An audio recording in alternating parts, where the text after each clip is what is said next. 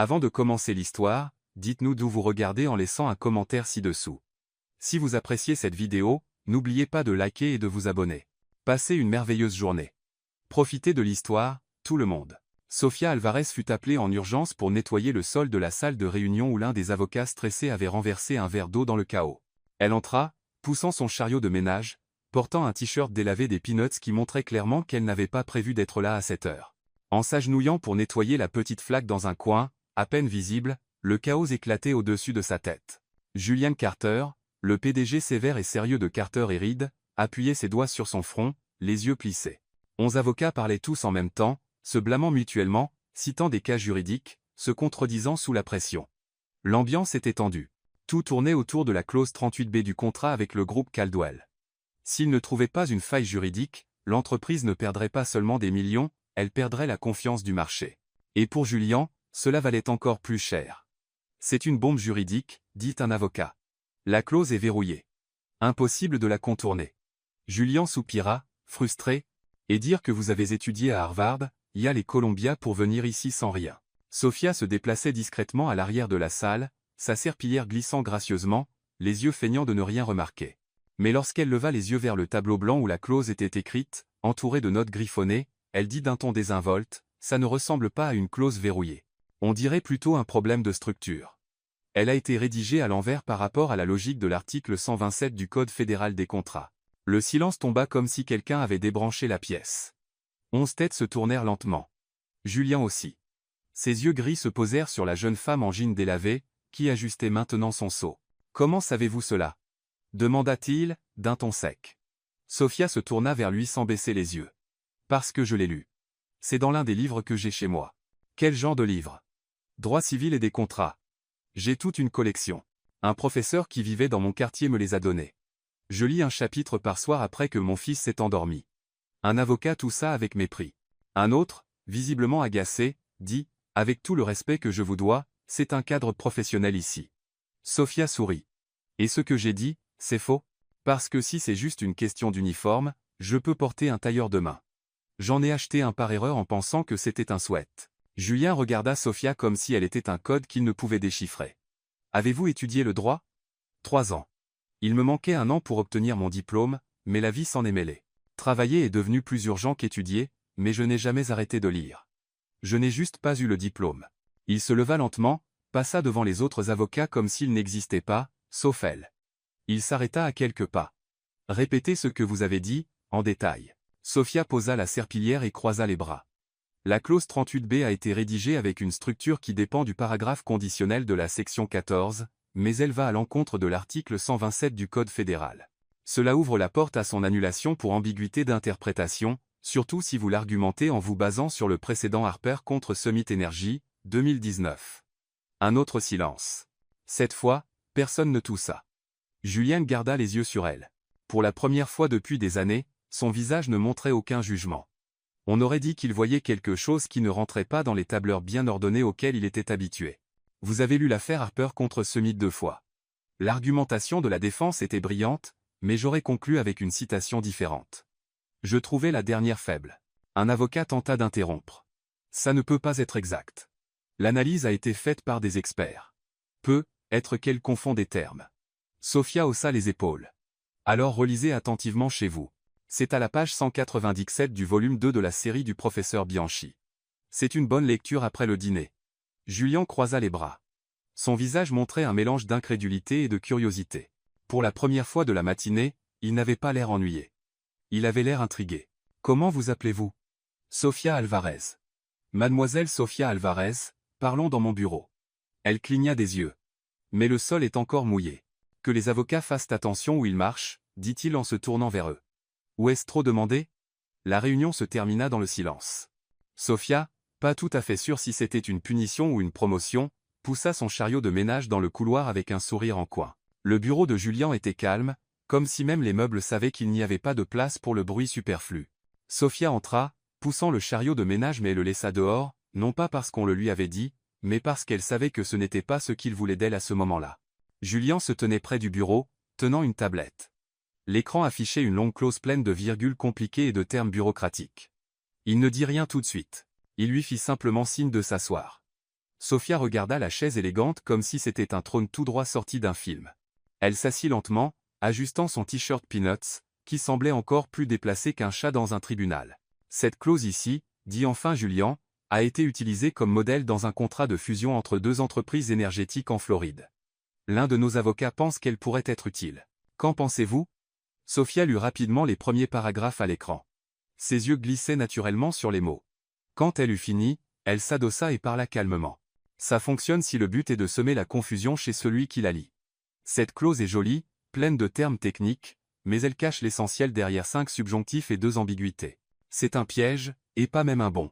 Julian haussa un sourcil. Expliquez. Eh bien, la phrase transfert de responsabilité contractuelle précède la clause conditionnelle, ce qui entre directement en conflit avec l'article 21 du Code civil. Si un juge attentif la lit, il y verra une omission intentionnelle. Vous mémorisez les articles? Non, je comprends leur raisonnement.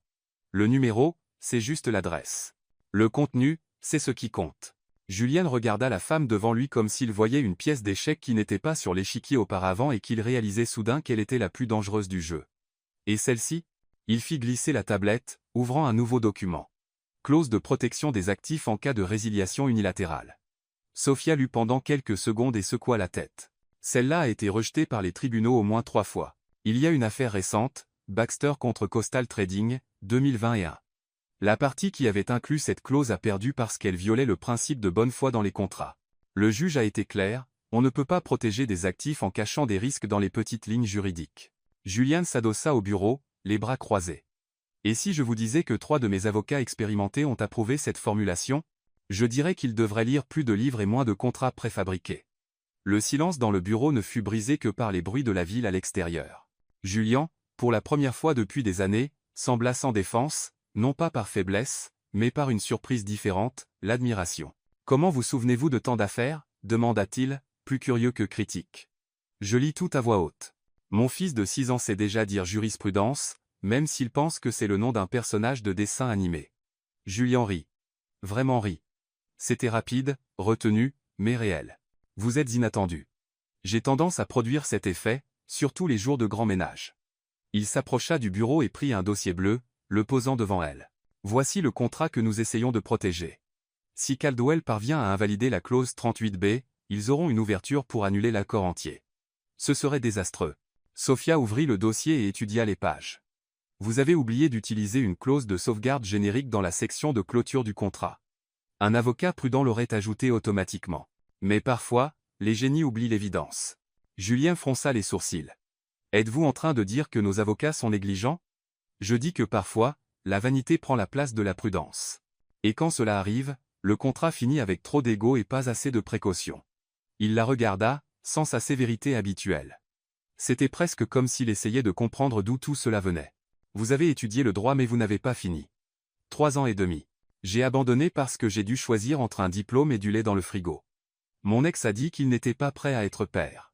Mais le bébé est arrivé quand même, et les livres ne pleurent pas la nuit, vous savez. Donc, j'ai étudié quand je pouvais et travaillé quand je devais. Julien hocha la tête sans juger, simplement en absorbant l'information. Vous savez que vous ne pouvez pas exercer en tant qu'avocate. C'est illégal. Je sais. Je ne vais rien signer ni me présenter quelque part, mais je peux penser, observer, suggérer, ça, c'est encore autorisé. Il lui tourna le dos et regarda par la fenêtre. La lumière de la ville semblait moins brillante que l'esprit qu'il venait de découvrir dans sa propre entreprise. J'ai besoin de vous, dit-il, toujours en regardant dehors. Mais personne ne doit savoir. Sophia croisa les jambes, détendue comme un agent secret. Plutôt comme une alliée stratégique. Si quelqu'un découvre que je prends des conseils juridiques auprès d'une employée de ménage, ça va devenir une telenovela et une crise institutionnelle. Donc, je serai votre nettoyeuse de clauses confidentielles, alors. Il se tourna vers elle. Vous êtes partante? Elle se leva, ramassa le seau, et répondit avec un léger sourire, tant que je n'ai pas apporté des talons hauts, mon uniforme dit tout. Sophia commença son nouveau rôle, portant les mêmes baskets usées qu'avant. La seule différence était qu'à présent, en plus du seau et du chiffon, elle transportait un carnet à couverture rigide où elle notait les noms des avocats, des mots qui semblaient compliqués, et des idées qui lui venaient en nettoyant les sols. Julienne avait été claire, personne n'avait besoin de savoir ce qu'elle faisait vraiment. Officiellement, elle restait la femme de ménage de l'aile administrative, mais en réalité, elle était bien plus que cela. Elle était l'atout invisible de l'entreprise, l'esprit vif derrière quelques décisions que même les avocats ne pouvaient gérer seuls. Tout commença le mardi suivant, lorsque Julien lui demanda discrètement de relire un courriel destiné à une firme de conseil externe. Le contenu était technique mais vague. Sophia le lut, se gratta le menton, et dit « Ça vous dérange si je le modifie un peu ?» Julien haussa les épaules. Elle s'assit, tapa rapidement, et quand elle eut fini, lui rendit l'ordinateur portable. Le nouveau paragraphe disait « Sur la base de la clause de sauvegarde interprétative du contrat signé par les deux parties et soutenu par l'article 64C de la loi fédérale, nous estimons que la révision proposée du contrat manque de fondement suffisant et n'est donc pas recommandée. Cordialement, P.S. Si vous n'êtes pas d'accord, nous serons ravis d'en discuter autour d'un café. Apportez juste des biscuits. » Julien haussa un sourcil. Des biscuits? Terme technique pour détendre l'atmosphère. Ils vont rire, mais ils sauront aussi que vous êtes sérieux. Il ne dit pas un mot, il cliqua simplement sur envoyer. Bientôt, Sophia commença à recevoir de petites demandes discrètes. Un avocat laissait un post-it sur la porte demandant « La clause de compensation croisée s'applique-t-elle au service ?» Elle laissait une note pliée près de la machine à café. Seulement si c'est clairement stipulé, et même dans ce cas, attention à l'article 92B. Personne ne savait qui était derrière ces réponses incisives. Mais soudain, les erreurs commencèrent à diminuer. Les réunions de Julien devinrent plus courtes et plus efficaces, et les questions les plus difficiles cessèrent d'être posées à voix haute dans les couloirs. À la place, elles commencèrent à être murmurées pendant les pauses café. Le troisième jour, Sophia était assise tranquillement dans la salle de repos, écrivant dans son carnet, lorsqu'elle entendit deux avocats parler. Carter agit différemment, plus direct, plus précis, et le plus bizarre, sans notre aide. Peut-être qu'il a engagé un consultant externe ou une boule de cristal juridique. Sophia sourit. Jusqu'à présent, personne ne la soupçonnait, mais cela ne durait pas longtemps. Le conflit éclata un vendredi matin lorsque Victor Salazar, jeune, arrogant, et avec un ego assez grand pour nécessiter sa propre carte d'identité, entra dans le bureau arrière et surprit Sophia en train de répondre à un courriel sur l'ordinateur de Julien. « Qu'est-ce que vous faites là ?» Elle le regarda calmement. « Je réponds à un courriel juridique concernant une fusion et une clause de réversibilité. Vous voulez jeter un œil ?» Il s'approcha, outré. « C'est une violation claire de la procédure. Vous n'êtes même pas censé utiliser ce système. Vous n'êtes qu'une femme de ménage. » Sophia prit une profonde inspiration. Il n'y avait pas de colère dans son attitude, juste la posture ferme de quelqu'un qui refuse d'être rabaissé. Tout le monde peut lire le droit, mais comprendre son âme est un privilège pour ceux qui étudient au-delà des pages, dit-elle, le regardant droit dans les yeux. Victor fronça les sourcils. Ça ne figure pas dans le code. Non, c'est dans la préface du livre du professeur Bianchi. Le même professeur qui enseigne vos cours de 3e cycle. Je l'ai tiré de son livre. Le silence qui suivit était plus fort que n'importe quelle accusation. À partir de ce jour, Sophia fut officieusement appelée la voix dans les notes de bas de page. Personne ne savait exactement qui elle était, mais les rumeurs commencèrent à se répandre. Et le fait que Julien continuait à la consulter sans dire pourquoi ne faisait qu'ajouter au mystère. Un après-midi, un document sensible atterrit sur le bureau de Julien. C'était une lettre menaçant de poursuite, rédigée sur un ton agressif et intimidant. Il entra dans son bureau, et, sans appeler personne, tendit la lettre à Sophia. Elle la lut, réfléchit pendant 2 minutes, et rédigea une réponse courte, directe, avec juste une touche d'ironie. « Nous apprécions votre préoccupation concernant les résultats juridiques potentiels de ce contrat. Cependant, nous pensons qu'il n'y a aucune raison pour des théâtralités juridiques ou des fantômes contractuels imaginaires. Notre équipe, visible ou non, est prête à répondre à tout mouvement, avec respect et sans peur. » Julien lut et sourit pour la première fois en public.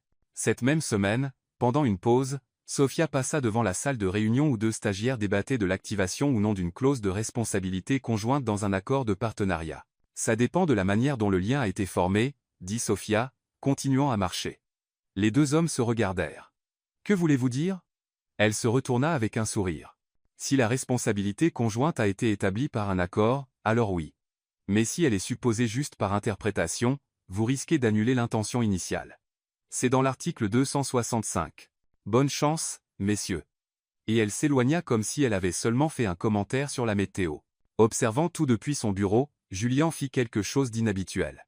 Il nota son nom dans un carnet qu'il n'utilisait jamais. C'était comme s'il voulait se rappeler que l'intelligence se présente parfois dans un t-shirt délavé et un vieux sac à dos.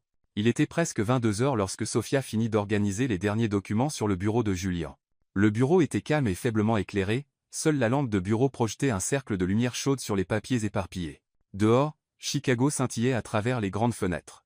Mais à l'intérieur de cette pièce, le monde s'était réduit à 2 personnes et une conversation qui n'avait pas encore commencé. Julien s'adossa à sa chaise, observant Sophia plier soigneusement une feuille de papier où elle avait écrit ses notes sur l'affaire Caldwell. Il remarqua qu'elle pliait toujours les papiers de la même manière, 2 fois en rectangle soigné, comme si chacun était une lettre méritant du respect. « Vous n'avez pas besoin de rester si tard, dit-il enfin, brisant le silence. Je sais, mais j'aime le bureau quand il est vide. C'est plus facile de réfléchir quand personne ne me regarde comme si j'étais un numéro de cirque. » Sophia rangea le dernier livre dans son sac et s'assit sur la chaise en face de lui. Ce n'était pas le fauteuil élégant qu'elle utilisait lors des réunions formelles.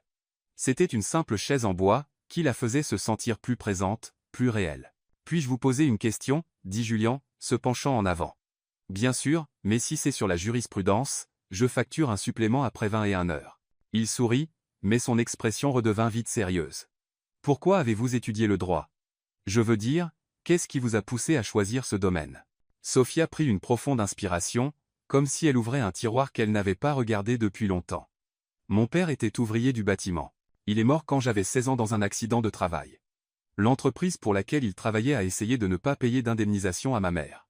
Ils ont dit qu'il ne portait pas d'équipement de sécurité, que c'était sa faute. Un mensonge complet. » Elle fit une pause, regardant ses mains. « Ma mère ne savait pas comment se défendre. Nous n'avions pas les moyens d'engager un avocat, et les rares qui acceptaient de nous parler agissaient comme s'ils nous rendaient un service, comme si nous devions être reconnaissantes juste d'être écoutées. » Julien se pencha, écoutant attentivement. « Et ensuite ? » « Ensuite, j'ai pensé que si je connaissais le droit, si je comprenais comment les choses fonctionnaient, peut-être que je pourrais l'aider. Peut-être que je pourrais aider d'autres personnes dans la même situation. Alors je me suis inscrite à l'université avec une bourse. Avez-vous gagné l'affaire? Oui. Après 2 ans de combat. Ma mère a utilisé l'argent pour ouvrir une petite boutique de confection de robes dans notre quartier. Elle est toujours là. Elle coud des robes de fête pour les filles qui veulent se sentir comme des princesses. » Sophia sourit, bien qu'il y ait une douce tristesse dans son sourire. « Vous deviez être une excellente étudiante, » dit Julien. « Je l'étais. Bonne note, membre de groupe d'études, j'adorais discuter des cas avec les professeurs. J'avais un plan. Finir mon diplôme, aller en école doctorale, être un jour ouvrir un bureau d'aide juridique dans mon quartier. Que s'est-il passé? » La question resta en suspens un moment. Sophia glissa une mèche de cheveux derrière son oreille, un geste que Julien avait déjà remarqué lorsqu'elle rassemblait ses pensées. « Matteo, dit-elle enfin. Je l'ai rencontré en 2e année. Il étudiait le commerce, 1 an devant moi. Beau sourire, facile à parler, des rêves qui semblaient correspondre aux miens, du moins je le pensais. » Julien remarqua que sa propre respiration s'était faite plus attentive. « Nous sommes sortis ensemble pendant 1 an et demi. J'étais en 3e année quand j'ai découvert que j'étais enceinte. C'était inattendu, mais quand je le lui ai dit, je pensais qu'on affronterait ça ensemble. Mais ce n'est pas ce qui s'est passé. Il a paniqué, a dit qu'il était trop jeune pour être père, qu'il avait encore trop de projets, et qu'il serait être préférable de régler la situation autrement. » Sophia fit une pause, regardant par la fenêtre. « Je lui ai dit que je respectais sa décision de ne pas être père, mais que j'allais avoir le bébé, et qu'il n'avait pas à s'inquiéter parce que je me débrouillerais seul. Et vous l'avez fait? Il le fallait. J'ai abandonné au milieu de ma 3e année. La bourse ne couvrait pas la garderie, et ma mère était déjà occupée avec la boutique, donc elle ne pouvait pas s'occuper de lui tout le temps. Il fallait que je travaille. » Julien sentit quelque chose remuer dans sa poitrine, un mélange d'admiration et de frustration qu'il ne pouvait pas tout à fait nommer. « Et Matteo? Il a disparu. Littéralement déménagé dans une autre ville après son diplôme. Je ne l'ai jamais revu. Lui posait des questions sur son père quand il était petit, mais il ne le fait plus. Je pense qu'il comprend que nous formons une famille complète telle que nous sommes. Et vous n'avez jamais pensé à retourner à l'université? » Sophia laissa échapper un petit rire. « Si, j'y ai pensé chaque soir en mettant l'huile au lit et en ouvrant les livres que je parvenais à emprunter ou à acheter d'occasion dans des foires. Mais ensuite, j'ai réalisé quelque chose. Je n'ai jamais arrêté d'étudier. J'ai juste changé ma manière de le faire. » Elle se leva et alla à la fenêtre, regardant les lumières de la ville. « J'ai commencé à aller à la bibliothèque du quartier. Ils avaient une petite section juridique, mais elle était complète. Le professeur Bianchi, celui que j'ai mentionné à Victor, donnait des cours supplémentaires là-bas le samedi. Quand il a entendu mon histoire, il a commencé à me prêter des livres. »« Vous prêtez des livres? » ?»« Au début, oui. Puis, quand il a vu que je les étudiais vraiment, que je prenais des notes, que je comprenais ce que je lisais, il a commencé à me les donner. Il disait, les livres sont faits pour être lus, pas juste pour décorer une étagère. Julien se leva aussi, allant se placer à côté d'elle à la fenêtre. Et vous n'avez jamais ressenti de colère d'avoir dû abandonner vos projets? Sophia se tourna vers lui, et pour la première fois ce soir-là, ses yeux brillaient d'une intensité différente. Si, pendant longtemps. En colère contre Matteo, contre la situation, contre moi-même d'être tombée amoureuse de quelqu'un qui n'était pas prêt à construire quelque chose de sérieux. Mais après la naissance de Luis, elle fit une pause, comme si elle revivait le moment, quand il est né et que je l'ai tenu pour la première fois, j'ai compris que mes projets n'avaient pas été détruits. Ils avaient juste changé de forme. Je ne serai pas l'avocate dont je rêvais à 18 ans, mais je serai la mère que je voulais être à 20 ans. Et maintenant, le regrettez-vous? D'avoir eu Luis? Jamais. C'est la meilleure partie de moi. Il m'a appris que le courage, ce n'est pas de ne pas avoir peur. C'est d'avoir peur et d'avancer quand même.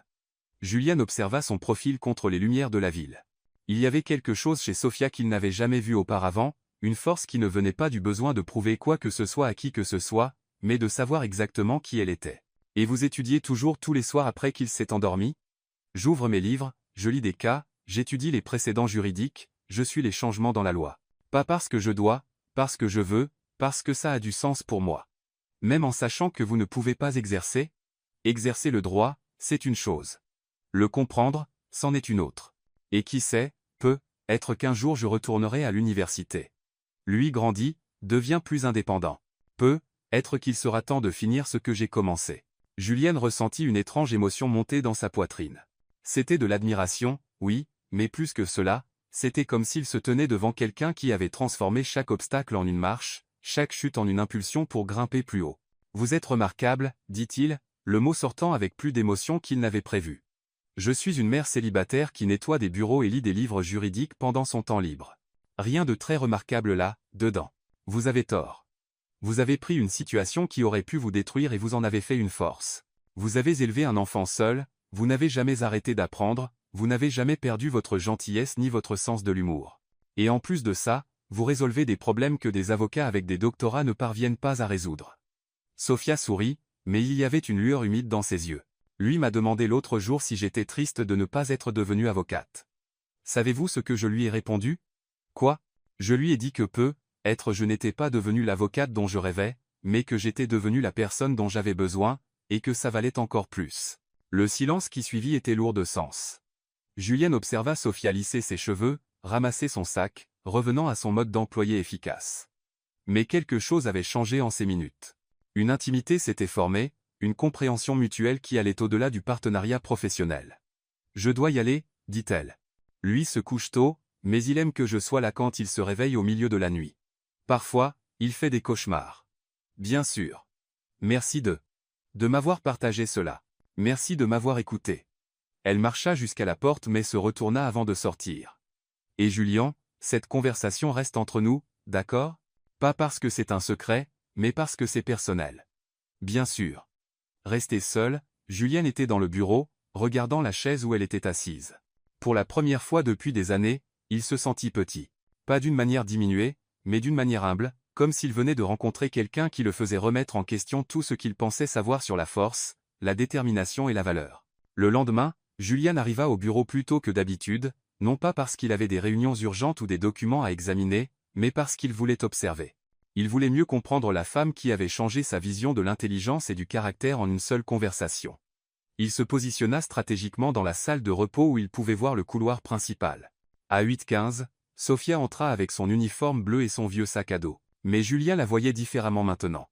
Chaque mouvement qu'elle faisait semblait raconter une histoire.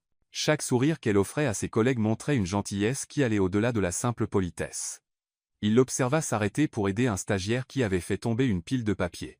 Au lieu de simplement les ramasser, elle les organisa par date et les lui rendit avec une plaisanterie sur le fait que les papiers ont une vie propre dans les cabinets d'avocats. Le jeune homme rit et la remercia, visiblement soulagé. Plus tard, lors d'une réunion avec l'équipe juridique, Julien se surprit à se demander ce que Sophia dirait à propos de chaque point soulevé.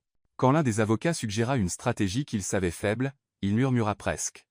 Sophia dirait qu'il y a une faille dans la clause 3, mais il se retint.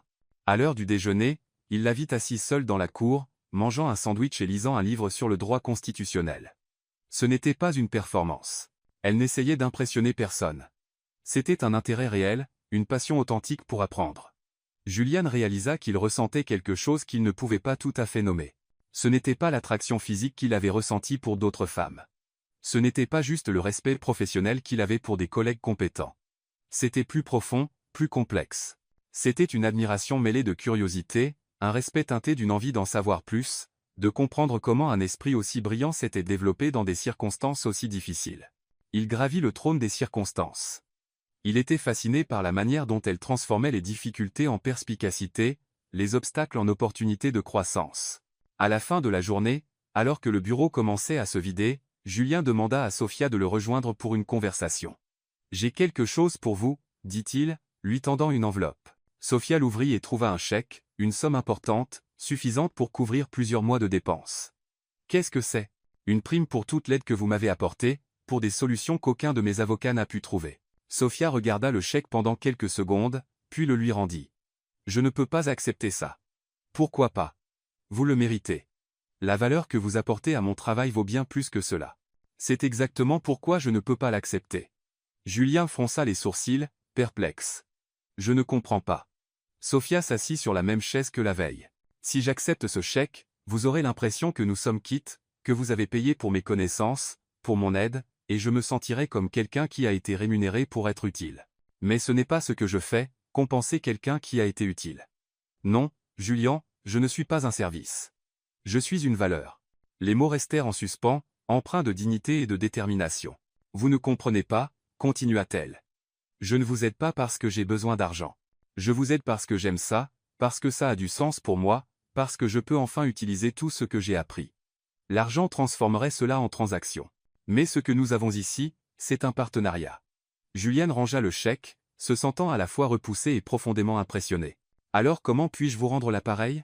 Continuez à me laisser participer, continuez à faire confiance à mon jugement, et juste peut, être, voyez-moi comme une personne, pas juste une femme de ménage qui connaît le droit. » À cet instant, Julien réalisa ce qu'il ressentait. Il tombait amoureux. Pas de l'apparence de Sophia, pas de son utilité au travail, mais de son essence, de son intégrité, de son esprit, de sa capacité à transformer n'importe quelle situation en une opportunité de croissance. Et cela l'effrayait plus que n'importe quel procès qu'il avait jamais affronté. Le jeudi matin commença comme n'importe quel autre chez Carter et Reed. Sophia arriva pile à 8 heures, salua le personnel de l'accueil, et se dirigea vers l'étage administratif avec son chariot de ménage. Ce qu'elle ne savait pas, c'est qu'à quelques mètres de là, Ethan Brooks, un stagiaire de 2e année et influenceur à temps partiel, enregistrait discrètement une vidéo pour sa chaîne TikTok. Ethan était curieux des rumeurs qui circulaient dans le bureau, des bruits sur une mystérieuse consultante invisible qui aidait Julien Carter avec des cas complexes. Lorsqu'il vit Sophia expliquer patiemment à 2 autres stagiaires la différence entre une clause de résiliation et une clause d'annulation, il décida que c'était le contenu parfait pour ses réseaux sociaux. « Écoutez, c'est simple, » dit Sophia, s'appuyant sur son balai tout en gesticulant. « Une clause de résiliation, c'est comme une rupture où vous n'êtes plus d'accord sur les films à regarder. C'est fini, mais personne n'a fait quelque chose de mal. Maintenant, une clause d'annulation, c'est quand l'un des deux a secrètement mangé tout le pop-corn. C'est une violation de la confiance. » Les stagiaires rirent, et l'un d'eux demanda, « Et si quelqu'un a menti sur son amour des films d'horreur juste pour impressionner l'autre ? » « Eh bien, mon ami, c'est de la fausse déclaration. Tout l'accord était basé sur des informations fausses. Ça peut rendre le contrat invalide dès le départ. Comme quand vous découvrez que votre crush n'aime même pas les chiens ou la pizza. C'est une incompatibilité fondamentale. Contrat annulé. » Ethan continua d'enregistrer, fasciné par la manière dont Sophia expliquait des concepts que ses professeurs mettaient des heures à rendre à moitié aussi clairs. « Et comment savoir lequel utiliser dans chaque cas ? » demanda un autre stagiaire. Question principale, y avait-il de la mauvaise foi ? Si oui, c'est une annulation. Sinon, c'est juste une résiliation. C'est comme rompre par texto ou en personne. Dans les 2 cas, c'est fini. Mais l'un est un peu plus respectueux que l'autre. Sophia prit son chiffon et se prépara à retourner travailler, mais l'un des gars avait encore une question. Et si les 2 parties veulent sortir du contrat mais pour des raisons différentes ? Alors, vous avez un divorce à l'amiable avec une dispute sur qui garde le chien, résiliation bilatérale avec une clause de division spécifique. Chacun reprend ce qu'il a apporté, mais il faut décider qui garde le compte Netflix partagé. Les 3 éclatèrent de rire, et Ethan termina l'enregistrement avec un gros plan sur le visage de Sophia alors qu'elle faisait un petit coucou détendu à la caméra. Ethan posta la vidéo sur TikTok à 14 h avec la légende. « Pauvre. La femme de ménage de votre bureau explique le droit des contrats mieux que votre prof de Harvard. Droit simple, sagesse sans diplôme. Légende juridique. Ce qui se passa ensuite surprit même Ethan. En 2 heures, la vidéo avait 50 000 vues. Après 4 heures, elle atteignit 200 000. À la fin de la journée, elle dépassa le demi-million, rempli de commentaires enthousiastes d'étudiants en droit, d'avocats et de professeurs. Cette femme a expliqué en 2 minutes ce que mon prof n'a pas réussi à expliquer en un semestre. Quelqu'un sait où elle enseigne? Je quitte la fac pour étudier avec elle. Enfin quelqu'un qui rend le droit compréhensible. Attendez, elle est femme de ménage? Comment est-elle meilleure qu'un docteur de Harvard? La vidéo fut partagée dans des groupes WhatsApp d'écoles de droit à travers le pays. Elle devint virale sur Twitter sous le hashtag JanitorJD, et Instagram s'enflamma avec des stories citant les explications de Sophia. Le site d'actualité juridique Legal News partagea le clip avec le titre « Une employée de ménage enseigne le droit des contrats et devient virale sur les réseaux sociaux ». Un autre média, Law for All, publia un article complet, « L'éducatrice accidentelle qui change notre façon de parler du droit ». Mais l'explosion réelle eut lieu lorsque la page populaire Legal Memes posta une image de Sophia tenant son balai à côté de 11 avocats solennels en robe avec la légende « La femme de ménage qui a surpassé 11 docteurs en droit ». Le mème décolla comme une traînée de poudre. Des dizaines de versions suivirent.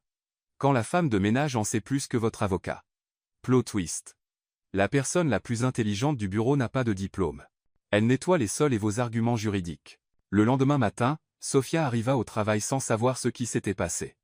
Elle fut accueillie par des regards curieux, des conversations chuchotées et quelques sourires complices. Elle ne réalisa que quelque chose se passait que lorsque la réceptionniste, à peine capable de contenir son excitation, lui montra un téléphone. « Sophia, vous êtes devenue virale. Plus de 2 millions de vues. » Sophia regarda la vidéo avec un air amusé, secouant la tête. « C'est Ethan, j'ai toujours pensé qu'il enregistrait trop. Vous n'êtes pas fâché? Pourquoi le serais-je? Ai-je dit quelque chose de faux? Non, mais vous n'avez pas demandé à être filmé. C'est vrai. Mais je n'ai rien dit de confidentiel non plus. Et d'après les commentaires que je vois, les gens apprennent.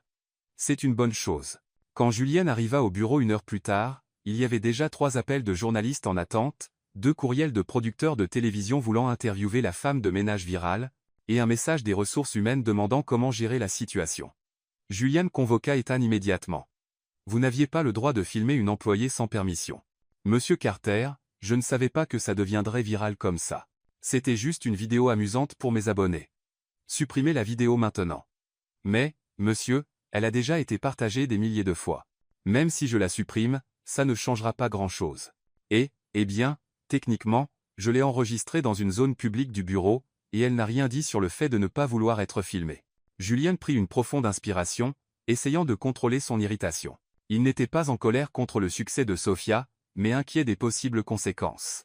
Le cabinet pourrait être questionné sur ses pratiques d'embauche, sur pourquoi une employée de ménage avait une connaissance juridique aussi avancée, sur la compétence globale de l'équipe juridique. Il convoqua Sophia pour une discussion privée. « Sophia, il faut qu'on parle de cette situation. La vidéo? Je l'ai vue. C'est drôle. Comprenez-vous les implications? La presse pourrait vouloir vous parler, fouiller dans votre histoire, demander pourquoi vous n'exercez pas le droit. Et je répondrai avec la vérité, que j'ai étudié le droit, que je n'ai pas fini à cause de raisons personnelles, mais que j'ai continué à étudier parce que j'aime ça. Quel est le problème? Le problème, c'est que ça pourrait créer une situation gênante pour le cabinet. Les gens vont questionner notre compétence, demander pourquoi nous comptons sur une employée de ménage pour résoudre des cas complexes. » Sophia croisa les bras, prenant un ton plus sérieux. « Julian, êtes-vous gêné par moi? » La question le prit au dépourvu. « Ce n'est pas ça. » « Alors c'est quoi? Ai-je partagé des informations confidentielles, enfreint un protocole, manqué de respect à un client?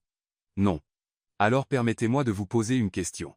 Préférez-vous avoir une équipe qui prétend tout savoir ou quelqu'un qui comprend vraiment le sujet, peu importe son titre? » Julien resta silencieux quelques secondes. « Vous avez raison. Je suis désolé. C'est juste que ce type d'attention pourrait compliquer notre partenariat. Notre partenariat a toujours été compliqué, Julien, depuis le premier jour, et ça a quand même fonctionné. » Elle se leva et marcha vers la fenêtre. « Savez-vous ce que je pense de cette vidéo? Si les gens rient de moi, j'espère qu'ils apprendront quelque chose au passage. Combien d'étudiants en droit pensez-vous ont compris des concepts qui leur échappaient juste parce que j'ai utilisé des analogies avec des relations et Netflix? Probablement beaucoup. Alors la vidéo a servi à quelque chose. Et si elle cause des problèmes pour le cabinet, nous y ferons face. Mais je ne vais pas me cacher juste parce que les gens ont découvert que l'intelligence ne vient pas avec un diplôme. Julien l'observa, une fois de plus impressionné par sa capacité à transformer une situation potentiellement chaotique en une opportunité de réflexion. Vous n'avez pas peur d'être jugé? Julien, je suis une mère célibataire, une femme de ménage qui étudie le droit pendant ses pauses. Si j'avais peur du jugement, je ne sortirais même pas de chez moi. Ce qui compte pour moi, c'est, est-ce que je fais quelque chose d'utile, est-ce que j'aide quelqu'un, est-ce que je suis fidèle à moi-même? Et vous, l'êtes-vous? Je le suis. Alors laissez venir les mêmes. Les interviews, les questions. Je répondrai à tout aussi naturellement que j'explique les clauses de contrat. Cet après-midi-là, lorsque 3 autres médias contactèrent le cabinet pour interviewer la femme de ménage devenue phénomène, Julien ne tenta pas de les bloquer. Au lieu de cela, il demanda à Sophia si elle avait besoin de quelque chose. « Promettez-moi juste une chose, dit-elle. »« Quoi ? Si un journaliste pose des questions sur mon patron, dites-lui qu'il est la personne la plus intelligente que je connaisse, parce que c'est vrai et parce que l'intelligence reconnaît l'intelligence. » C'était officiel. Julien était complètement amoureux. L'affaire Caldwell contre Carter et Reed était programmée pour le lundi à 9 h du matin au tribunal supérieur de Chicago. C'était le genre de procès qui déterminerait non seulement l'avenir financier du cabinet, mais aussi sa réputation sur le marché, 60 millions de dollars en jeu, plus la crédibilité que Julien avait bâtie sur 15 ans de travail. Le vendredi précédent, la tension dans le bureau était palpable. Les avocats révisaient leurs arguments, vérifiaient les précédents, et échangeaient des regards nerveux dans les couloirs. Tout le monde savait que la stratégie de défense reposait sur une interprétation complexe de la clause 38B, celle-là même que Sophia avait signalée comme problématique des semaines auparavant. Julien était dans son bureau, entouré de piles de documents et de 3 avocats seniors qui semblaient plus anxieux que confiants. « L'argument est solide, dit Michael Wong, le plus expérimenté de l'équipe. Mais l'accusation va attaquer notre interprétation de la clause de sauvegarde. » « Et s'il cite le précédent Wilson contre Pacific ?» demanda Emma, la numéro 2. « Notre défense sera affaiblie. » Julien se frotta les tempes. Il avait étudié l'affaire pendant des semaines, mais quelque chose le tracassait encore. Il manquait une pièce au puzzle. C'est alors que Sophia frappa à la porte. « Excusez-moi, puis-je entrer ?»« Bien sûr. » Elle portait un plateau avec du café et un dossier sous le bras. « Je vous ai apporté du café et, bien, je vous ai entendu parler de Wilson contre Pacific. » Michael haussa un sourcil. « Et alors? Vous vous inquiétez du mauvais précédent. » La pièce devint silencieuse. Sophia posa le plateau sur la table et ouvrit son dossier. L'arrêt Wilson contre Pacific a été partiellement annulé 6 mois plus tard par Grayson contre Coastal Industries. L'interprétation qui vous inquiète n'est plus valide. Emma feuilleta rapidement ses documents. Ça ne figure pas dans nos recherches. C'est parce que c'était publié dans une revue moins connue, pas dans les grandes revues juridiques, mais ça a complètement changé le précédent juridique. Ce que vous devriez surveiller, c'est Parker contre Meridian Corp d'il y a 2 mois. Julien se pencha en avant. Expliquez. L'affaire Parker a introduit une nouvelle manière d'interpréter les clauses ambiguës dans les contrats de fusion. Si l'accusation cite ce cas, alors oui, vous avez un problème. Mais vous avez aussi une solution. Elle tira une chaise et s'assit entre eux, étalant les papiers sur la table. Dans Parker, le juge a utilisé une lecture strictement littérale de la loi, ignorant le contexte historique. Mais il y a une affaire plus ancienne, Elliott contre Sterling Steel de 1987, qui correspond parfaitement à notre situation. Au cours des 2 heures suivantes, Sophia restructura complètement la stratégie de défense. Elle ne se contenta pas de signaler les faiblesses de leurs arguments initiaux. Elle construisit une nouvelle approche solide basée sur des précédents dont les autres avocats n'étaient même pas conscients. « C'est vous qui devriez être au tribunal lundi, » dit Michael, clairement impressionné. « Je ne peux pas, et je ne le ferai pas. »« Pourquoi pas ? » ?»« Parce que ce n'est pas ma place. Ma place est ici, à vous aider à vous préparer. Julien va briller dans cette salle d'audience, et vous verrez tous pourquoi il est l'un des meilleurs avocats de Chicago. » Le dimanche soir, Julien appela Sophia. « Je suis nerveux. » « Nerveux ou peu sûr de vous. Quelle est la différence? Nerveux signifie que vous savez que vous êtes préparé, mais que votre cœur bat toujours la chamade. Peu sûr signifie que vous n'êtes pas certain d'être à la hauteur. Alors je suis nerveux. Bien, ça veut dire que le résultat vous importe. Maintenant, dites-moi, quel est le point central de notre argument? Pendant 40 minutes, Sophia le fit répéter les points clés, testa ses réponses aux questions possibles, et lui rappela les précédents cruciaux. Lorsqu'ils raccrochèrent, Julien se sentit confiant pour la première fois depuis des semaines. Le lundi matin, la salle d'audience était bondée. Journalistes, étudiants en droit, et spectateurs curieux, tous attirés par l'attention autour de l'affaire de la femme de ménage virale, remplissaient chaque siège disponible. Sophia s'assit discrètement au fond, portant une blouse simple et un jean. Julien commença fort. Son argument d'ouverture était clair, persuasif et bien structuré. Il cita les précédents recommandés par Sophia et exposa une ligne de raisonnement solide. Pendant 40 minutes, il domina complètement la salle d'audience. Mais, ensuite, l'accusation contre-attaqua. « Votre honneur, dit la procureure, une femme élégante d'une cinquantaine d'années, la défense s'appuie sur une interprétation discutable d'Elliot contre Sterling Steel. Je tiens à souligner que ce précédent a été partiellement modifié par la récente décision dans Ramirez contre Horizon Holdings. » Julian sentit le sang se retirer de son visage. Ramirez contre Horizon Holdings? Il ne connaissait pas cette affaire. Elle n'était pas apparue dans ses recherches. Sophia ne l'avait pas mentionné. Le changement introduit par Ramirez contre Horizon, continua la procureure, stipule clairement que dans les contrats de fusion avec des clauses ambiguës, l'interprétation doit favoriser la partie qui n'a pas rédigé le document initial. Le juge se pencha, visiblement intéressé. Julian savait qu'il devait répondre, mais il n'avait aucune idée de comment contrer un précédent qu'il n'avait jamais vu. Son équipe semblait tout aussi perdue. « Monsieur Carter, dit le juge, souhaitez-vous répondre au précédent soulevé par l'accusation » Julian se leva, mais son esprit était vide. Il feuilleta ses papiers, cherchant quelque chose qu'il pourrait utiliser, mais ne trouva rien. Puis il entendit une voix douce derrière lui. Article 127, paragraphe 3. Modification partielle, pas totale. C'était Sophia. Elle s'était levée, et, parlant juste assez fort pour qu'il l'entende, lui donna exactement ce dont il avait besoin. Julian prit une profonde inspiration et se tourna vers le juge. « Votre honneur, avec tout le respect dû à l'accusation, il est important de préciser que Ramirez contre Horizon Holdings n'a introduit qu'une modification partielle au précédent Elliott contre Sterling Steel, et non une abrogation complète. » Il recommença à arpenter la salle d'audience, la confiance revenant. L'article 127, paragraphe 3, stipule que les modifications partielles des précédents ne doivent s'appliquer qu'aux aspects spécifiques remis en question dans la nouvelle décision. Sophia avait expliqué que dans Ramirez contre Horizon, la question centrale concernait l'interprétation des clauses dans les rachats hostiles, pas les fusions amicales comme celles dont il discutait aujourd'hui. La procureure fronça les sourcils, clairement pas préparée à cette réponse. De plus, continua Julian, le juge dans Ramirez contre Horizon a clairement indiqué que sa décision ne devait pas s'appliquer largement à tous les types de fusions, uniquement à celles impliquant une coercition ou un déséquilibre majeur d'informations. Le juge hocha la tête, suivant la logique. Dans notre cas, nous avons une fusion amicale avec un partage complet d'informations entre les deux parties, documenté sur 8 mois de négociations. Donc Ramirez contre Horizon ne s'applique pas. L'interprétation originale d'Elliot contre Sterling Steel reste valide et pertinente. La salle d'audience devint silencieuse, seulement interrompue par le bruit du juge tapotant son stylo sur le bureau. « Monsieur Carter, votre argument est cohérent et bien étayé. L'objection est rejetée. » 2 heures plus tard, Julian avait gagné l'affaire. La décision fut unanime. La clause 38B était valide, le contrat restait en vigueur, et Carter et Reed conservaient non seulement les 60 millions de dollars en jeu, mais aussi leur réputation. De retour au bureau, tout le monde fêtait. Mais avant tout, Julian alla chercher Sophia. « J'ai besoin de vous parler. » Ils se retrouvèrent dans son bureau, loin des félicitations et des toasts qui avaient lieu en bas. « Comment saviez-vous pour Ramirez contre Horizon? Je l'ai recherché hier soir quand vous m'avez dit que vous étiez nerveux.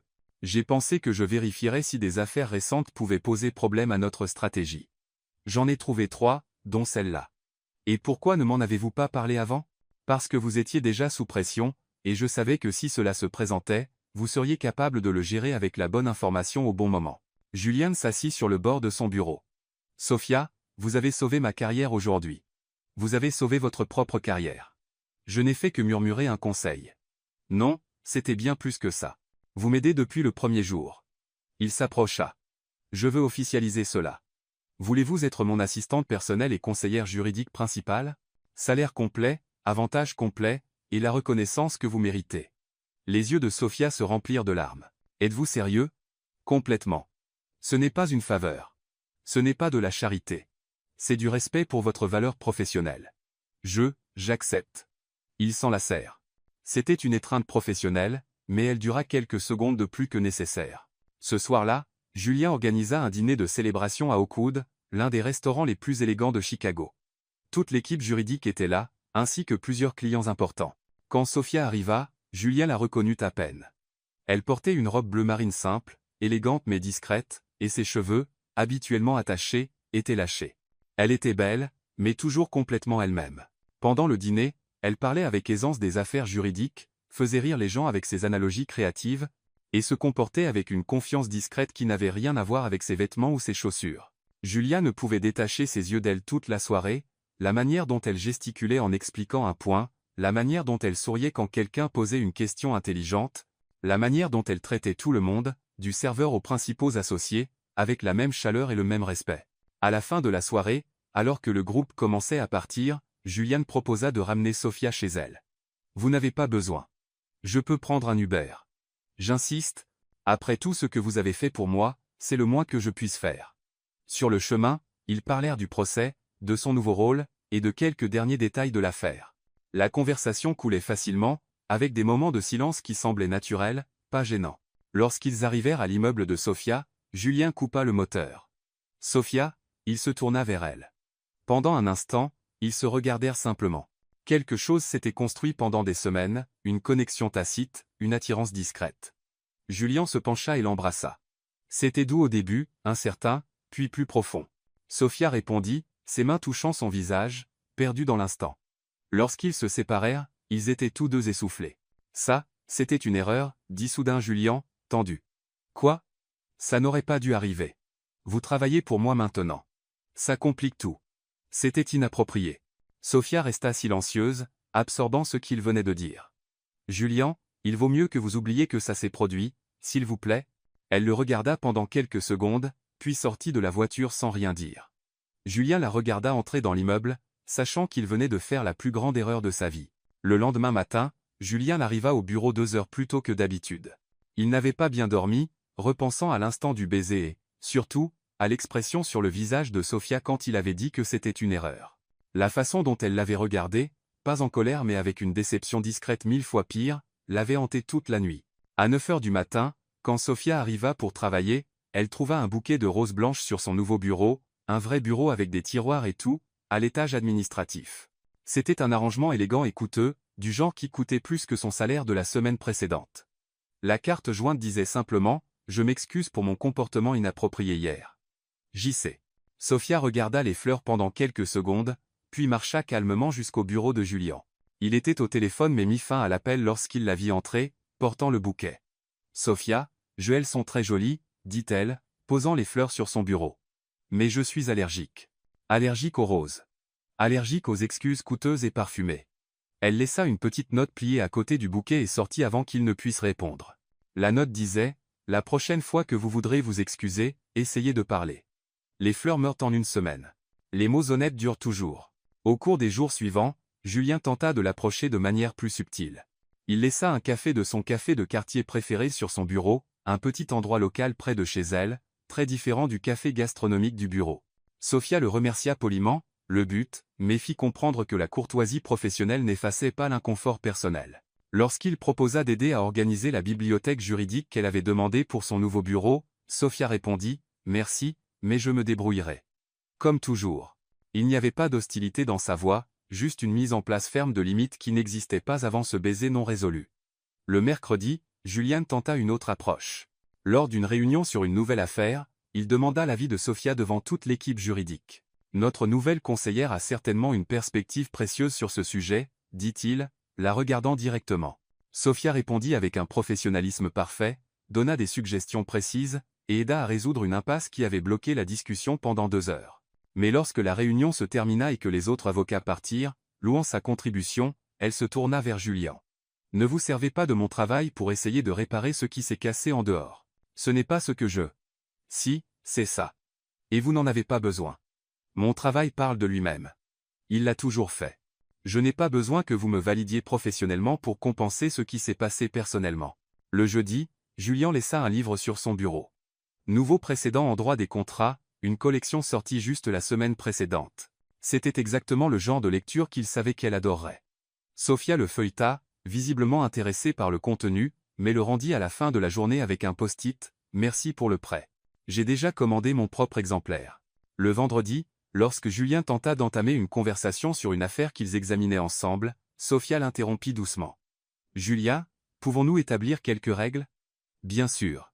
Premièrement, mon travail reste excellent parce que j'aime ce que je fais, pas parce que vous avez besoin de moi. Deuxièmement, notre partenariat professionnel est solide et le restera. Troisièmement, Ce qui s'est passé dans le parking reste dans le parking. Et la quatrième règle. Arrêtez d'essayer de compenser ce que vous avez dit avec de petits gestes. Si vous pensez vraiment que c'était une erreur, alors c'était une erreur. C'est tout. Passons à autre chose. Julien hocha la tête. Mais il y avait quelque chose dans ses yeux que Sophia choisit de ne pas interpréter. Pendant le week-end, lui jouait dans le salon lorsqu'il vit la même voiture noire dehors qui avait déposé sa mère la veille. Maman, l'homme aux fleurs est encore là en bas. L'homme aux fleurs? Celui qui a envoyé les fleurs blanches que tu as rendues. Le même qui t'a ramené après le dîner chic. Sophia alla à la fenêtre. Julien était debout près de la voiture, regardant l'immeuble mais n'osant pas monter. Luis, viens ici. Le garçon s'approcha, curieux. Cet homme, c'est ton ami ou ton petit ami? Sophia sourit, repoussant les cheveux de son fils. Pourquoi veux-tu savoir? Parce que s'il est ton ami, tu devrais l'inviter à monter. Mamie dit toujours que les amis sont les bienvenus. Mais s'il est ton petit ami? S'il est mon petit ami, quoi alors? Tu dois décider si tu l'aimes vraiment ou s'il est juste confus. Parce qu'un petit ami confus te rend triste, et je n'aime pas quand tu es triste. Sophia serra son fils dans ses bras, émerveillée par la sagesse d'un enfant de 6 ans. Et toi, tu penses qu'il est quoi? Lui réfléchit quelques secondes, regardant Julien par la fenêtre. Je pense qu'il est un ami qui voulait être un petit ami mais qui a eu peur. Comme Rouen dans ma classe. Il aime Isabella mais fait semblant de ne pas l'aimer parce que les autres garçons se moqueraient de lui. Tu es très intelligent, tu sais ça. Mamie le dit toujours. Elle dit aussi, les adultes peuvent être plus bêtes que les enfants parfois. Sophia rit, regardant toujours Julien en bas dans la rue. Tu sais quoi? Ta mamie a raison. Julien resta sur le trottoir encore 10 minutes, puis monta dans sa voiture et partit. Sophia resta à la fenêtre, pensant aux mots de son fils et aux sentiments complexes qu'elle n'était pas tout à fait sûre de nommer. Luis, qui était retourné à ses jouets, appela depuis le salon, « Maman, s'il revient demain, est-ce que je peux lui parler ?» Les adultes confus ont parfois besoin de l'aide des enfants. Sophia secoua la tête, souriant. Son fils avait raison. Les adultes compliquent souvent des choses simples. Le lundi suivant, Julien se présenta au bureau de Sophia avec une proposition inattendue. « Voulez-vous déjeuner dehors? J'ai besoin de vous parler d'une affaire, mais loin du bureau. » Sophia le regarda, sentant quelque chose de différent dans son attitude. Il semblait moins sur ses gardes, plus humain. Quel genre d'affaire? Le genre qui ne peut pas être résolu avec la jurisprudence. Ils allèrent dans un petit café en centre-ville, loin des restaurants haut de gamme où Julien allait habituellement. C'était un endroit simple avec des tables en bois usé et un menu écrit à la craie, le genre d'endroit où Sophia se sentait à l'aise. Julien commanda un sandwich qu'il toucha à peine. Sophia mangea sa salade tout en l'observant jouer nerveusement avec une serviette. « Alors, dit-elle après quelques minutes de silence, quel genre d'affaire vous rend si nerveux? »« Je suis l'affaire. » Elle arrêta de manger et attendit. « Sophia, je ne sais pas comment gérer ce que je ressens. »« Et que ressentez-vous » Julien prit une profonde inspiration, comme s'il se préparait à une confession en salle d'audience. « Depuis que vous êtes entré dans ma vie, tout a changé. Ma façon de travailler, de penser, d'exister. Et ça me fait peur. » Pourquoi ça vous fait peur? Parce que je n'ai jamais ressenti ça avant. Je n'ai jamais admiré quelqu'un autant. Je n'ai jamais voulu aussi fort être près de quelqu'un, entendre ce qu'il pense, comprendre comment il voit le monde. Sophia posa sa fourchette et lui accorda toute son attention. Êtes-vous confus parce que vous êtes tombé amoureux, ou parce que vous êtes tombé amoureux de moi? La question le prit au dépourvu. Quelle est la différence? La différence, c'est que peut-être vous n'êtes pas habitué aux femmes qui n'ont pas besoin de vous, juste du vrai vous. Julien fronça les sourcils. Que voulez-vous dire? Les femmes que vous avez connues avant, elles avaient besoin de votre statut, de votre argent, de votre influence. Moi, je n'ai besoin de rien de tout ça. Et ça vous laisse sans repère, n'est-ce pas? Il resta silencieux quelques secondes, absorbant ces mots. Peut-être que vous avez raison. Ce n'est pas un être. Vous avez passé toute votre vie à être nécessaire aux gens pour les mauvaises raisons. Avec moi, vous êtes juste vous, Julien. Pas le PDG, pas le riche, juste l'homme intelligent qui pose de bonnes questions et rit parfois à mes mauvaises blagues. Vos blagues ne sont pas mauvaises. Si, elles le sont. Mais vous riez quand même. Ils sourirent tous les deux, et la tension dans l'air s'adoucit un peu. Donc c'est ça, dit Julien. Je suis confus parce que vous me faites sentir à la fois inutile et essentiel en même temps. Exactement. Vous n'avez pas à être autre chose que vous-même, et ça vous terrifie. C'est vrai, parce que ça signifie que si vous m'aimez, c'est pour moi, et si vous ne m'aimez pas, c'est aussi pour vous. Julien hocha la tête, reconnaissant la vérité claire et incisive dans ses mots. Et à propos du baiser, dit-il enfin, abordant ce qui restait entre eux. Je crois vraiment que c'était inapproprié. Vous travaillez pour moi maintenant, et je ne veux pas que vous vous sentiez sous pression ou mal à l'aise. Sophia inclina la tête, l'étudiant. Alors devriez-vous réfléchir un peu plus avant d'embrasser les gens. Ou m'avez-vous embrassé par admiration? Non, je vous ai embrassé parce qu'à ce moment-là, je ne pouvais imaginer rien de plus juste au monde. Et après ça? Après ça, la peur a pris le dessus. Peur de compliquer les choses, de vous perdre comme collègue, je ne sais pas, de ne pas être assez. Sophia s'adossa à sa chaise, un doux sourire sur les lèvres. Julian, vous êtes beaucoup de choses. Intelligent, dévoué, parfois têtu comme une mule. Mais pas assez? Jamais. Alors pourquoi ai-je l'impression que je le suis? Parce que vous apprenez à être avec quelqu'un qui ne veut rien de vous sauf votre compagnie. C'est effrayant. Ils finirent le déjeuner en parlant du travail, mais quelque chose avait changé entre eux. Il y avait un nouveau sentiment de compréhension, une sorte d'honnêteté qui n'était pas là avant. Lorsqu'ils retournèrent au bureau, Julian marcha avec elle jusqu'à son bureau. Sophia, puis-je vous poser une question? Bien sûr. Ressentez-vous quelque chose pour moi? Elle le regarda pendant quelques secondes. Je suis désolé, mais je suis confuse aussi. Et contrairement à vous, je n'ai pas le luxe d'embrasser quelqu'un et de dire ensuite que c'était une erreur. Quand vous aurez compris ce que vous voulez vraiment, faites-le moi savoir. D'ici là, nous sommes collègues. De bons collègues. Ce soir-là, chez elle, Sophia était plus silencieuse que d'habitude. Lui s'était déjà endormi, et elle aidait sa mère, Elena, à plier le linge dans le salon. Tu sembles différente, dit Elena, observant sa fille. Différente comment? Triste, pas le genre de tristesse qui fait pleurer, mais celle qui vient de trop réfléchir. Sophia sourit. Sa mère avait toujours une manière de lire ses humeurs avec une précision chirurgicale. Je vais bien, maman. Je travaille juste sur quelques changements. Quel genre de changement? Le travail, des trucs personnels, un peu de tout. Elena arrêta de plier les vêtements et s'assit à côté de sa fille. Parle-moi. Le travail va super bien. Mieux que ce que j'attendais. J'ai obtenu le poste que j'ai toujours voulu. Je fais ce que j'aime, et je suis bien payé. Mais, mon patron est compliqué. Compliqué comment? Sophia soupira. Il est intelligent, respectueux, il me valorise professionnellement, et je ressens quelque chose pour lui. Et lui, ressent-il quelque chose pour toi?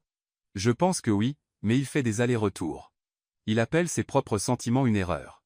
Elena hocha la tête, comme si tout devenait soudain clair. Oh, je vois. C'est l'un de ces hommes qui ne savent pas comment gérer une femme forte. Ce n'est pas ça, maman. Il admire ma force. Le problème, c'est que je pense que ça le rend peu sûr de lui. Et toi, que ressens-tu? Je suis confuse. Parce que je tiens à lui. Mais je ne sais pas s'il me veut vraiment ou s'il m'admire juste. Et je ne suis pas sûr de vouloir m'impliquer avec quelqu'un qui ne comprend même pas ses propres sentiments. Elena serra sa fille dans ses bras. Ma chérie, parfois les hommes mettent plus de temps à comprendre leur cœur. Pas parce qu'ils sont bêtes, mais parce qu'on leur a appris que les sentiments sont une faiblesse. Alors, que dois-je faire? Tu continues d'être toi-même. S'il est intelligent, il réalisera qu'il a trouvé quelque chose de rare. Et sinon, c'est sa perte.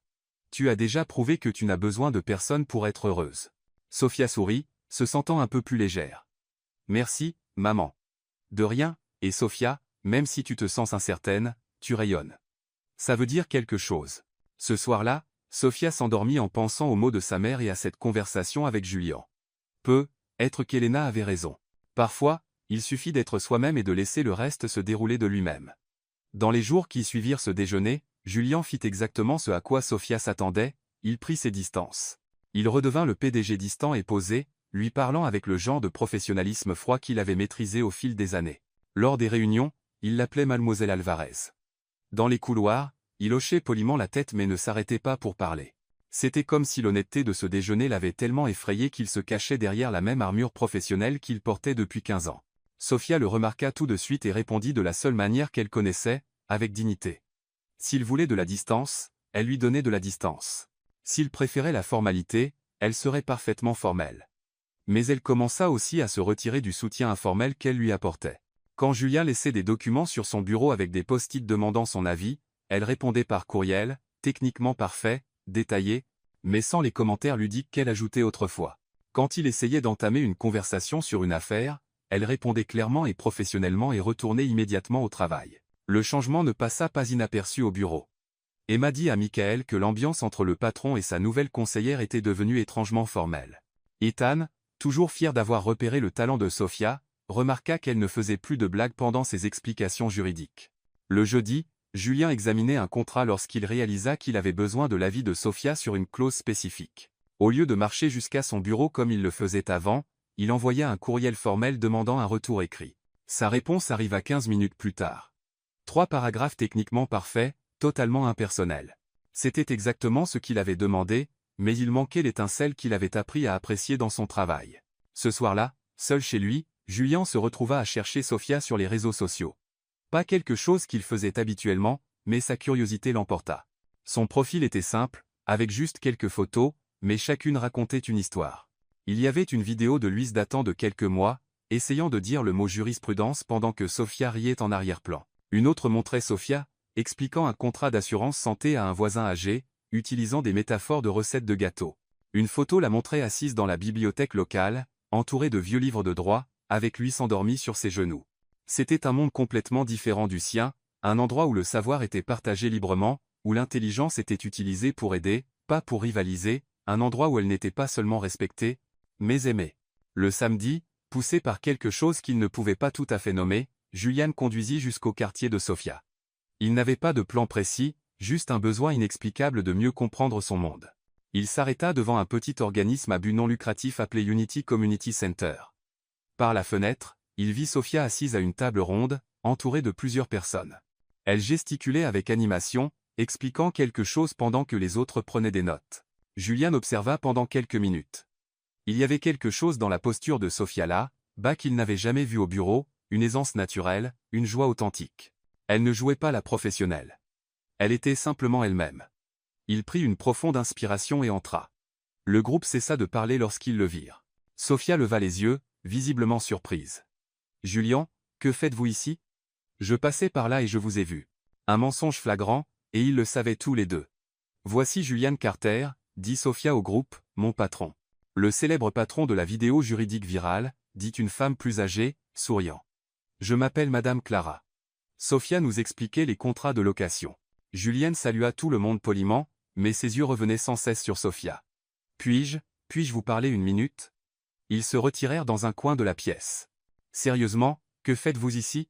demanda Sophia, sans hostilité. « Je voulais comprendre. »« Comprendre quoi ? Comment vous faites ça ? Comment vous êtes-vous tout le temps ?» Sophia l'observa pendant quelques secondes. « Julien, vous avez conduit 40 minutes pour venir ici juste pour me demander ça ? Peut-être. Pourquoi ? » Il regarda le groupe, qui avait repris sa discussion, puis revint vers elle. « Parce que cette semaine, je suis redevenu celui que j'ai toujours été, et j'ai réalisé que je n'aime plus cette personne. Et qu'attendez-vous de moi à ce sujet ? Voulez-vous me laisser apprendre de vous ?» La question sortit plus vulnérable qu'il ne l'avait prévu. Sophia resta silencieuse un moment, puis sourit pour la première fois depuis une semaine. « Ça dépend. Êtes-vous prêt à écouter Madame Clara expliquer pourquoi son bail d'appartement est injuste, même si ça prend 2 heures ? Je le suis. Et à aider Madame Diego à comprendre pourquoi le garage ne peut pas lui facturer des travaux qu'il n'a pas approuvés ? Je le suis. Et à le faire sans vous sentir supérieur à qui que ce soit ici ? Julien regarda autour de lui, voyant pour la première fois non pas des gens ayant besoin d'aide, mais des personnes avec des connaissances et des expériences qu'il n'avait jamais imaginées. Je suis prêt à essayer. Sophia hocha la tête. Alors, prenez un siège. Madame Clara était en train de nous raconter comment elle a découvert toute seule qu'elle avait droit à une indemnisation qu'aucun avocat ne voulait calculer pour elle.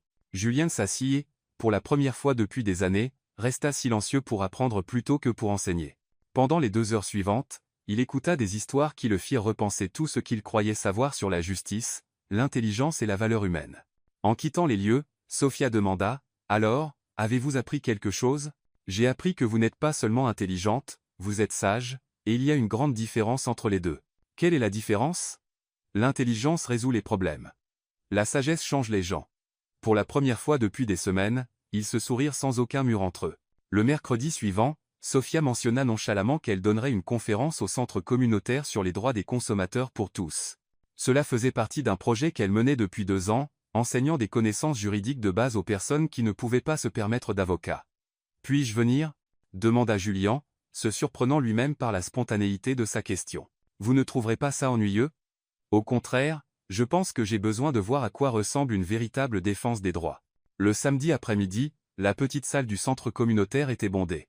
Environ 40 personnes occupaient les chaises en plastique, des jeunes mamans avec des bébés sur les genoux aux hommes retraités avec des carnets à la main. Julian s'assit au fond, observant Sofia monter sur la petite scène improvisée avec une aisance naturelle qu'il n'avait jamais vue dans un cadre professionnel. Elle portait un jean et une blouse simple, ses cheveux détachés, sans aucun des artifices soignés qui caractérisaient les présentations d'entreprise auxquelles il était habitué. « Bonjour à tous », commença-t-elle avec un sourire sincère. « Aujourd'hui, nous allons parler de quelque chose que tout le monde devrait savoir, comment ne pas se faire avoir quand on achète quelque chose. » Des rires parcoururent la foule. « D'abord, mettons-nous d'accord sur une chose. Tout le monde ici s'est fait avoir au moins une fois. Moi, vous, même ce gentleman bien habillé au fond. » Elle fit un geste discret vers Julian, il s'est probablement fait avoir. D'autres rires suivirent, et Julian se sentit inclus, pas pointé du doigt. La différence, c'est que quand ça arrive à quelqu'un qui a de l'argent, il engage un avocat. Quand ça arrive à des gens comme nous, on s'énerve, on en parle à nos amis, et c'est tout. On acceptait la perte. Une femme plus âgée leva la main. Mais, Sofia, les avocats sont chers. Que sommes-nous censés faire? Madame Lucia, c'est exactement de ça que je suis ici pour parler aujourd'hui. Vous n'avez pas besoin d'un avocat pour tout. Ce dont vous avez besoin, c'est de connaître vos droits. Pendant l'heure suivante, Sofia expliqua des concepts complexes en utilisant des exemples du quotidien. Elle parla des garanties en les comparant à des relations qui ne fonctionnent pas, des taux d'intérêt abusifs en les comparant à des prêts entre amis, et des contrats trompeurs en utilisant des recettes qui cachent des ingrédients comme métaphore. Julian observa, fasciné par la manière dont elle traduisait le jargon juridique en un langage clair et relatable sans perdre en précision technique. Plus important encore, il remarqua comment les gens la percevaient, non pas comme quelqu'un de supérieur faisant de la charité intellectuelle, mais comme une véritable alliée.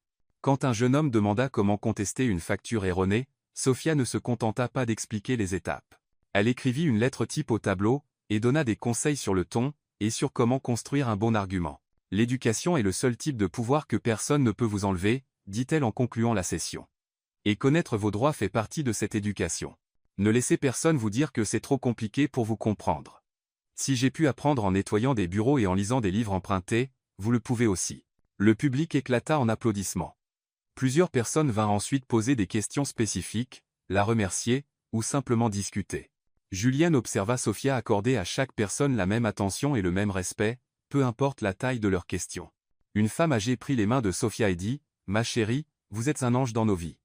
Sans vous, je n'aurais jamais résolu ce problème avec la compagnie de téléphone. Madame Navarro, c'est vous qui l'avez résolu. Je vous ai juste montré le chemin. » Quand la foule se dispersa enfin, Julian s'approcha. C'était incroyable. C'était juste une conférence de base. Non, c'était bien plus que ça. Ils marchèrent vers le parking en silence.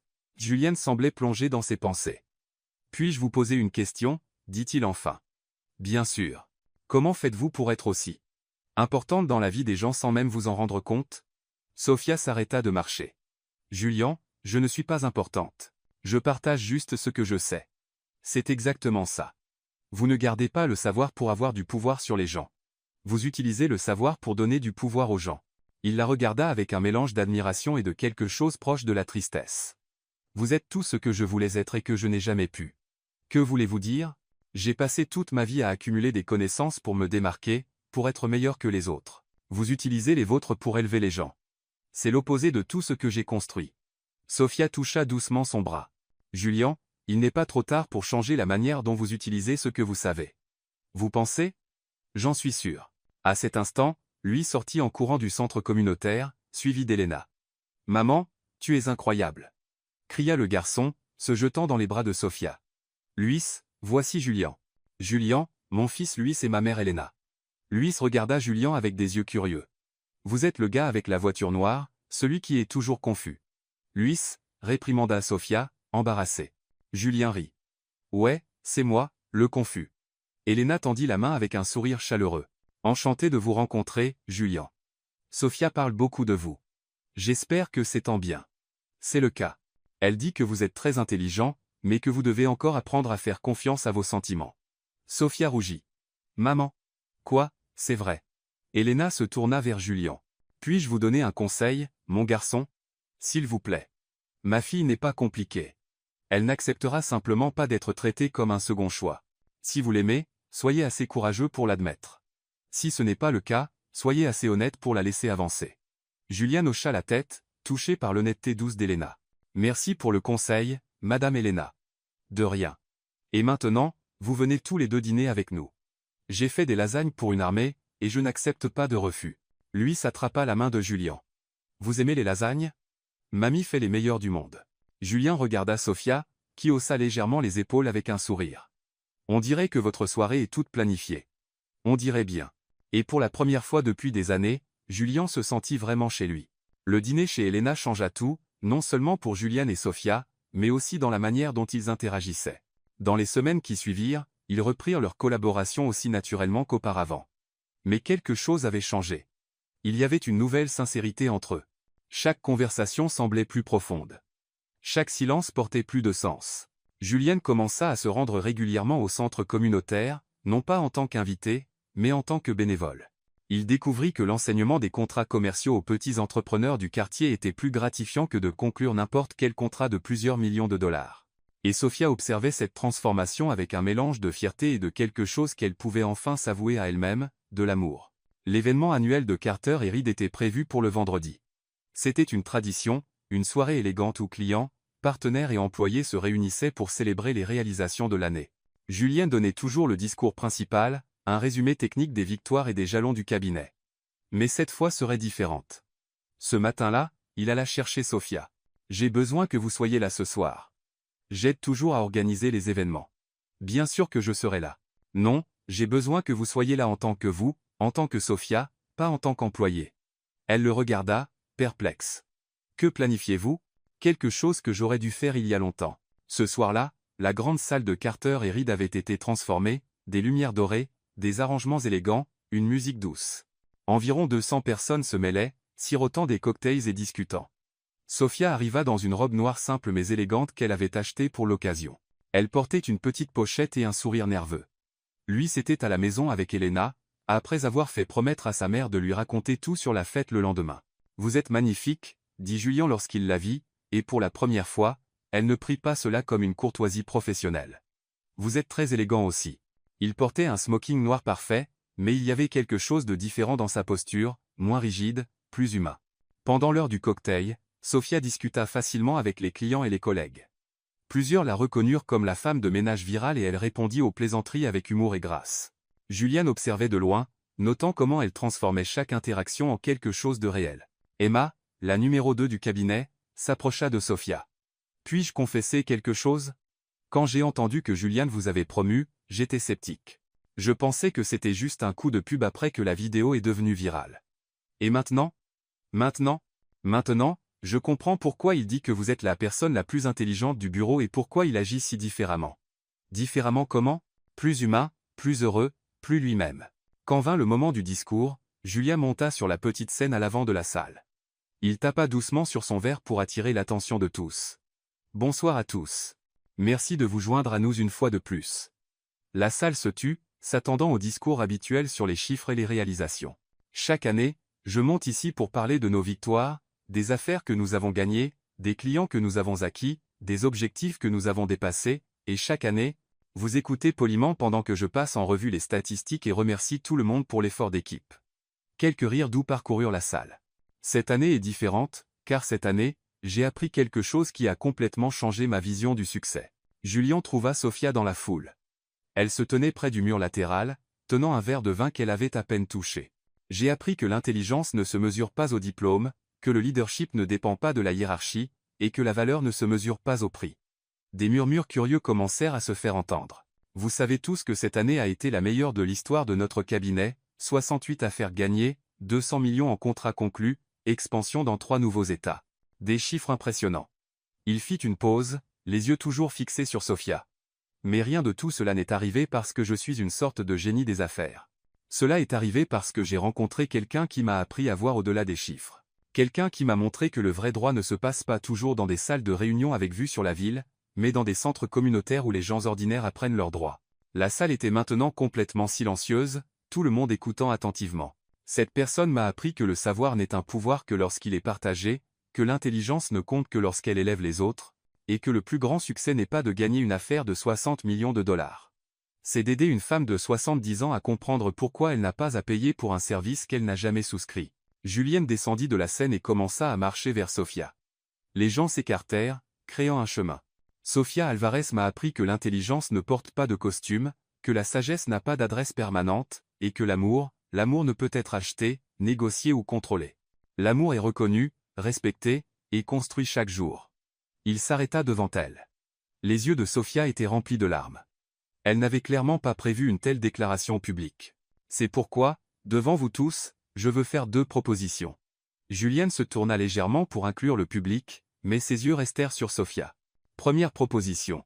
Sofia, voulez-vous être ma partenaire officielle, pas seulement une conseillère, mais une associée à part entière chez Carter & Reed, avec une part des bénéfices, des droits de vote sur les grandes décisions, et la responsabilité des projets sociaux que nous voulons lancer? La salle devint totalement silencieuse. Sofia hocha la tête, trop émue pour parler.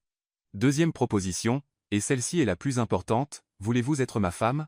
Cette fois, le silence fut rompu par quelques soupirs audibles dans le public. Sofia regarda autour d'elle les visages souriants et pleins d'attente, puis se tourna vers Julian. Êtes-vous sûr? Parce qu'il n'y a pas de retour en arrière possible. Je suis plus sûr de ça que de n'importe quel contrat que j'ai signé. Elle sourit, les larmes coulant, enfin. J'accepte les 2 propositions. Mais j'ai besoin de poser une condition. Laquelle? Pas de fleurs coûteuses pour essayer de m'impressionner. Si vous voulez me donner quelque chose de spécial, je veux une bibliothèque. Une vraie bibliothèque avec des chaises confortables et un espace pour que Luis puisse étudier. Julian rit, prenant ses mains. Marché conclu. Une bibliothèque, des chaises, et tout ce que vous voulez. Il l'embrassa, et cette fois, il n'y avait rien d'inapproprié ou de confus dans ce geste. C'était le bon baiser au bon moment devant les bonnes personnes. Le public éclata en applaudissements et en acclamations. Emma pleurait, Michael souriait comme s'il venait de gagner une affaire importante, et Ethan filmait déjà tout pour les réseaux sociaux. Quand ils se séparèrent, Julian murmura à l'oreille de Sofia, « Il y a une dernière chose que je veux proposer. » Quoi donc? Je pense que vous devriez terminer votre école de droit. Sofia recula légèrement, surprise. Julian, je n'ai pas besoin d'un diplôme pour. Ce n'est pas une question de besoin. C'est une question de mériter une reconnaissance officielle pour ce que vous savez déjà. Et parce que je veux que vous ayez toutes les options possibles. Mais le temps, le travail, Luis, nous trouverons une solution pour tout ça. Votre mère peut aider davantage avec Luis. Vous pouvez étudier quand ça vous convient le mieux. Et si vous devez réduire votre charge de travail, nous le ferons. Ce qui compte, c'est que vous terminiez ce que vous avez commencé. Sofia réfléchit quelques secondes. L'école de droit avait été un rêve interrompu 6 ans plus tôt. L'idée d'obtenir enfin ce diplôme semblait toujours trop lointaine pour être réaliste. Pensez-vous vraiment que je devrais? Je pense que vous devriez faire ce qui vous semble juste. Mais je pense aussi que vous méritez d'avoir le choix. Et si j'accepte, promettez-vous de ne pas me presser ou de me faciliter les choses? Je le promets. Vous obtiendrez ce diplôme de la même manière que vous avez tout fait dans votre vie, avec du travail acharné, de l'intelligence et de la détermination. Sofia sourit. Alors, j'accepte. Je finirai l'école de droit. Même en sachant que ce sera beaucoup travailler, étudier, m'occuper de Luis. J'ai fait des choses plus difficiles, et cette fois, je ne le ferai pas seul. Julien l'embrassa à nouveau, et pour la première fois depuis des années, Sofia sentit que tous ses rêves n'étaient pas seulement possibles, ils étaient inévitables. Le lundi suivant, elle était au téléphone avec le bureau de l'école de droit, demandant des informations sur le processus de réinscription. Elena s'était immédiatement proposée pour aider davantage avec Luis, disant qu'il était temps pour sa fille de terminer ce qu'elle avait commencé correctement. Et pour la première fois, Sofia réalisa qu'avoir un partenaire ne signifiait pas dépendre de quelqu'un. Cela signifiait construire une vie ensemble où les rêves des deux avaient la place de grandir. 6 mois plus tard, dans le même centre communautaire où Julian avait appris la véritable signification de la justice, le mariage le plus inhabituel que Chicago ait jamais vu avait lieu. Les décorations ne venaient pas d'un magazine chic. Elles étaient faites des mains aimantes d'Elena, qui avait organisé un groupe de voisins pour transformer la petite salle en quelque chose de magique. Des fleurs du jardin de Madame Clara, des tissus empruntés à la couturière locale, des lumières installées par les électriciens du quartier, chaque détail était empreint d'histoire et de soin. Les chaises en plastique étaient décorées avec des rubans de tissu colorés. L'autel était une simple table recouverte d'une nappe brodée à la main par la grand-mère de Luis. Au lieu d'un service de traiteur coûteux, il y avait une table communautaire où chaque famille apportait un plat spécial. Julien arriva tôt, ajustant le costume simple qu'il avait choisi pour ne pas sembler déplacé. Il observa les derniers préparatifs avec un sourire qu'Emma, son ancienne employée et maintenant amie, décrirait plus tard comme s'il avait enfin trouvé sa place dans le monde. Les invités étaient un mélange improbable. Des avocats du cabinet assis à côté du personnel de ménage, des clients fortunés discutant avec des voisins retraités, des étudiants en droit riant avec les enfants de la communauté. Ethan, bien sûr, filmait tout, pour créer ce qu'il savait déjà être la vidéo de mariage la plus virale de l'histoire juridique américaine.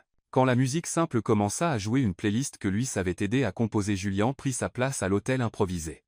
Pour la première fois depuis des années, ses mains ne tremblaient pas de nervosité. Il était exactement là où il voulait être. La porte s'ouvrit, et Sophia entra, bras dessus bras dessous avec Luis. Elle portait une robe blanche simple, achetée dans un magasin du quartier et ajustée par la couturière locale. Ses cheveux étaient détachés, avec une seule fleur fraîche, un tournesol que Luis avait insisté pour choisir, disant « Ma maman brille comme le soleil ». Luis portait un petit costume bleu marine qui le faisait ressembler à un minuscule avocat. Il portait un coussin avec les alliances, marchant avec une expression sérieuse qui fit rire toute la foule à travers leurs larmes. Julian regarda Sophia avancer vers lui et comprit enfin le sens du mot maison. Ce n'était pas un lieu. C'était une personne. C'était cette femme qui avait changé toute sa vie avec sa sagesse, son humour, et une générosité qui l'apprenait encore à égaler.